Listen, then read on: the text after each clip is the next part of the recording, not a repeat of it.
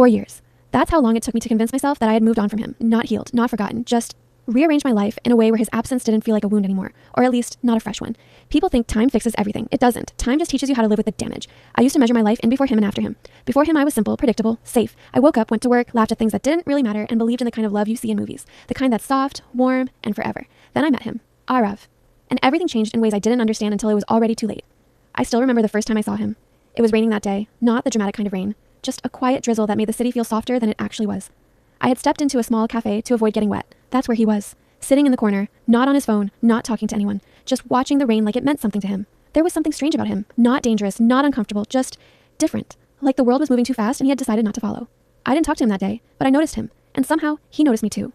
Because the next day, when I walked into the same cafe, he was there again. Same seat, same calm expression. And when our eyes met, he smiled. Not like a stranger, not like someone being polite. It felt familiar, like I had known him before I actually did.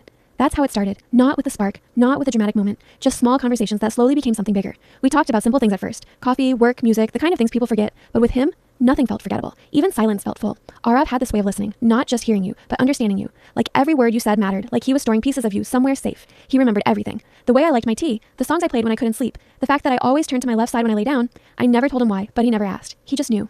And slowly, without realizing it, I started needing him. Not in an obvious way, not in a desperate way, but in the quiet spaces of my life. The pauses between moments, the seconds before sleep, the silence after laughter. He was there, always there. Love doesn't always feel like fireworks. Sometimes it feels like familiarity, like something that was always meant to exist. That's what he felt like home. But there was always something slightly off. Not enough to scare me, just enough to stay in the back of my mind. Arav never talked about his past, not once. No childhood stories, no family, no friends. Every time I tried to ask, he would smile and gently change the subject. At first, I thought it was trauma. Everyone has something they don't want to talk about, so I didn't push. Because when you love someone, you respect their silence. But silence has a way of growing, and sometimes it hides things you're not ready to see. 3 months into our relationship, I realized something. I had told him everything about me, but I knew almost nothing about him. And yet I trusted him completely. That should have scared me, but it didn't. Because when he looked at me, I felt safe. There's a dangerous kind of love, the kind that makes you ignore your instincts. The kind that feels so right you stop questioning anything that doesn't make sense. That was the kind of love I had with him. And then one day, without warning, he was gone. No goodbye, no message, no explanation, just gone. I called him. No answer. I texted him. Nothing. I went to the cafe. Empty. It was like he had been erased. Not just from my life, but from existence. I tried everything. Friends, contacts, places he had mentioned. Nothing. No trace. At some point, people stopped asking about him, and I stopped talking about him. Because explaining his disappearance made it feel real, so I buried it. All of it. The memories, the feelings, the questions. And I moved on. Or at least I learned how to pretend I had. 4 years later, my life looked normal. Stable job, routine days, controlled emotions, no chaos, no intensity, no him. Until last night. It was 2:13 a.m. I remember the exact time because I couldn't sleep. I was lying on my left side, scrolling through nothing, thinking about nothing, feeling that quiet emptiness that never really leaves. And then my phone buzzed. Unknown number. I almost ignored it. But something made me open it. One message. You deleted everything, but not me. My heart stopped, because in that moment, after 4 years of silence, after convincing myself he was gone forever, I knew exactly who it was. I didn't reply. I couldn't. My hands were shaking. My mind was racing through every possible explanation except the one that felt true. Another message came. You still sleep on your left side. I sat up immediately. No one knew that. No one except him. My chest tightened. My breathing changed. And for the first time, I felt something I hadn't felt in years. Fear. But it wasn't just fear. It was something worse. Hope. I stared at the screen for what felt like forever. And then, against every logical thought in my head, I typed back, "Who is this?"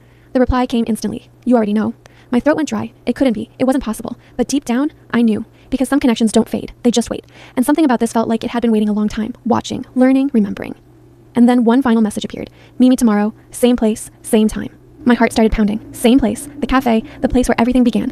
I didn't sleep that night. Not even for a second. Because every part of me was asking the same question. If he was gone for 4 years, then who was texting me now? And why did it feel like he had never really left at all? Because deep down, beneath the fear, beneath the confusion, beneath the 4 years I spent trying to forget him, there was one truth I couldn't ignore. I was going to go, no matter what. Because some stories don't end. They just pause.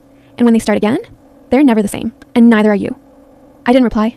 I just stood there, staring at the message, feeling something inside me finally break. Not fear, not anger, clarity. Because for the first time, everything made sense. He didn't come back. He never left. Whatever I met at the cafe, whatever was texting me, it wasn't the boy I loved. It was something that knew him, something that remembered him, something that had been watching me for 4 years, learning me, becoming him. My phone buzzed again. I didn't want to look, but I did. One last message. You finally understand. My hand stopped shaking, my heartbeat slowed, and for the first time since this started, I wasn't scared anymore because now I knew the truth. The real Arav, the one I loved. He disappeared 4 years ago, and whatever came back was waiting for me to realize it. I walked to the door slowly, not to open it, but to lock it. Every lock, every window, every possible way in, because I finally understood something terrifying. This wasn't about him coming back into my life. It was about something trying to replace him, inside it. And just as I turned away, my phone lit up one final time. I didn't open the message. I didn't need to, because I already knew what it would say. I can wait. And that was the moment I realized. This wasn't over. It had just begun.